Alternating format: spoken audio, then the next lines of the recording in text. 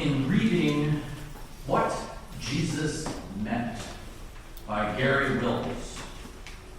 And this is a slim volume, easily read in one sitting, in case you'd like to look it up on Amazon.com and read it this week. It's a great read. Wills is a Pulitzer Prize winner, also known for his companion volume, What Paul Meant. He's a faithful Roman Catholic, although from the numerous complimentary references to the Episcopal Church and Anglicanism, one might think that one day he might swim the Tiber in the other direction. He has studied for the priesthood, is taught both classics and Greek. His approach is orthodox and traditional, but with a twist of thought or turn of idea here and there. His Jesus is both Lord of Lords and King of Kings, who points us to a heavenly realm. At the same time, his Jesus is also a working class man, and his message of hope is addressed to those outside the hallways of money, power, and influence. Small and well-conceived books, however, may be easily read but not so easily digested. Will's basic point, one that seems so simple but is so hard to grasp, is that everyone thinks they know what Jesus said. The challenge is understanding what Jesus meant.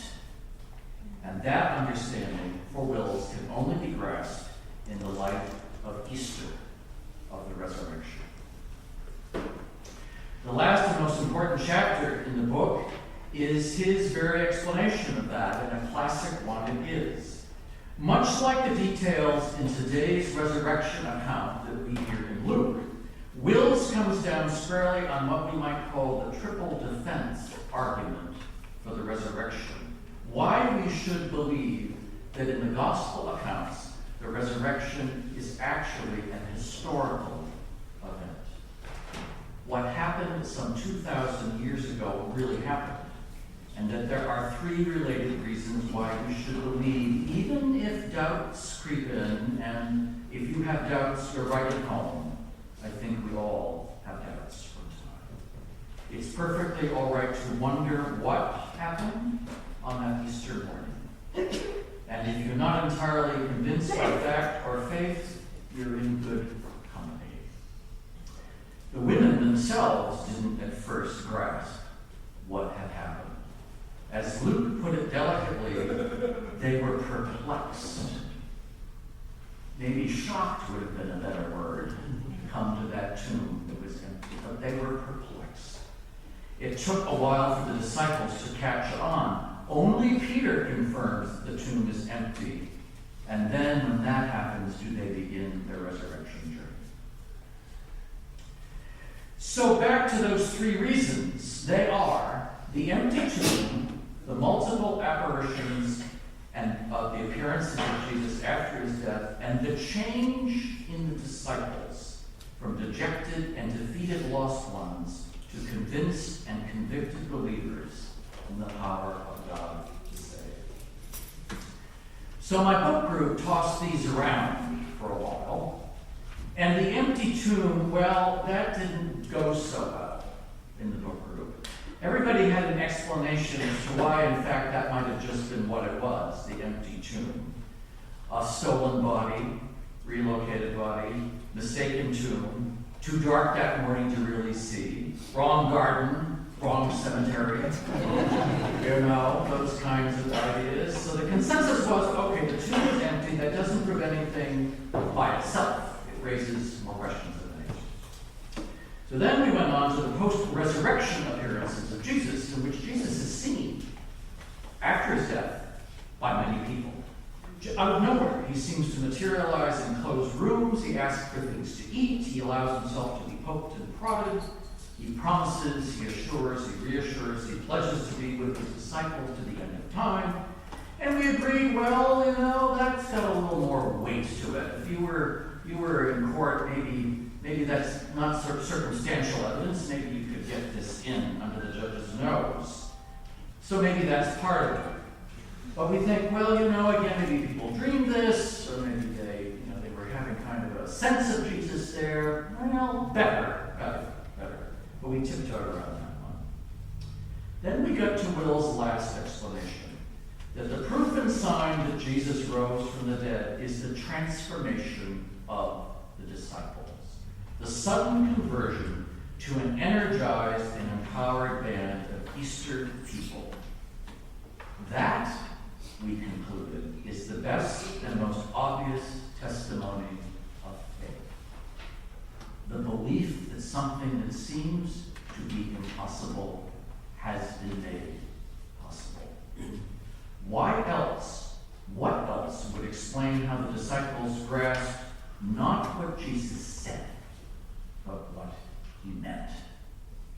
How his mission was to draw all to himself, to show everyone a better way to live and to be, to challenge corrupt and self-serving powers and authorities, both civil and religious, to submit to violence and death, to take on himself all the evil that people can devise, and finally to vanquish that evil by dying a human death in order that God might resurrect him and us to life eternal. How else could a small group of followers who had just watched their leader die, and so terribly, who did not get the leader they wanted or they thought they needed, how else could they have shifted their view of Jesus' life, seen new purpose, hope, and meaning? How else, unless something profound, wild, crazy, happened that morning to change that? Luke gets that part of the story right. They knew what Jesus meant. They didn't need a grave or empty tomb, and they didn't need actually to see Jesus on that Easter day. How clever Luke is. Only Peter checks in the tomb for himself after the women, and that's after he's thought long and hard about their visit. And Jesus doesn't appear at all that morning.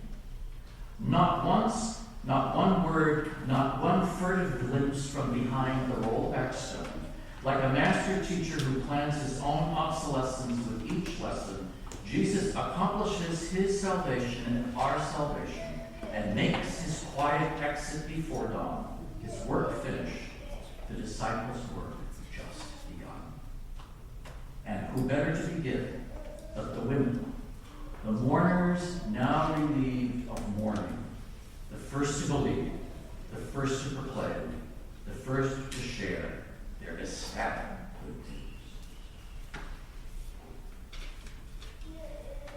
St. Paul's Cathedral in London, one of the great churches of the world, was built by Christopher Wren after the Great Fire of London destroyed its predecessor. And he considered it his masterpiece. He is buried there, and on his simple stone are the words, Si monumentum requiris circumspice. If you seek his monument, look around you. If you seek his monument around you. Near the end of his life, the day before he died, Wren asked to see his cathedral one more time. Too weak to walk, he was carried by his servant into the nave and laid gently on the floor under the great dome, where he gazed upward toward the spot where earth and heaven met.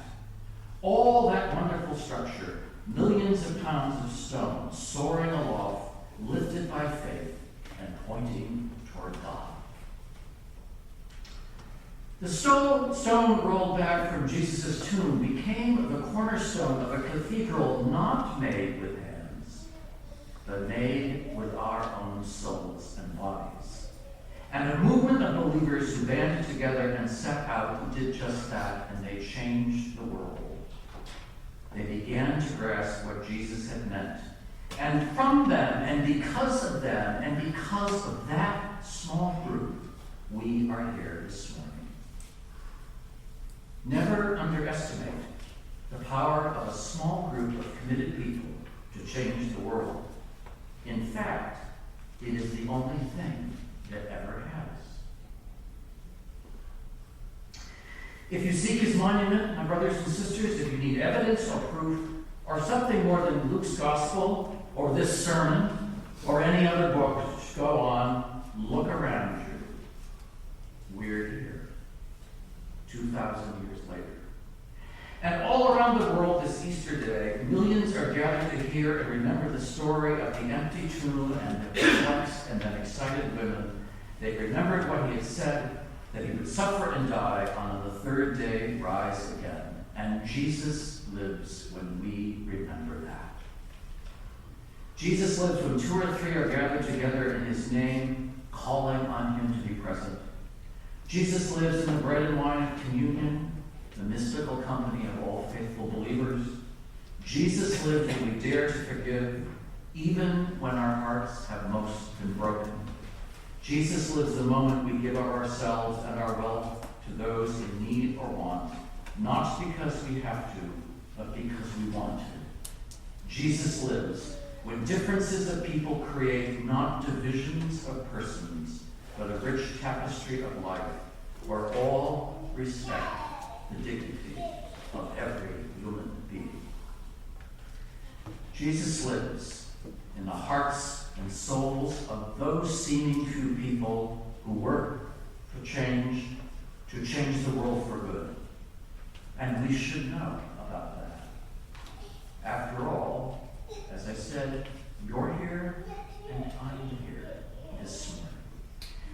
And if you want to know why we're here, if you seek the real, irrefutable, and undeniable reason for Easter, if you're looking for a monument to the man and his life, but especially if you seek to know him resurrected and living, if you want to know what Jesus meant, my sisters and brothers, you have only to look around you and believe.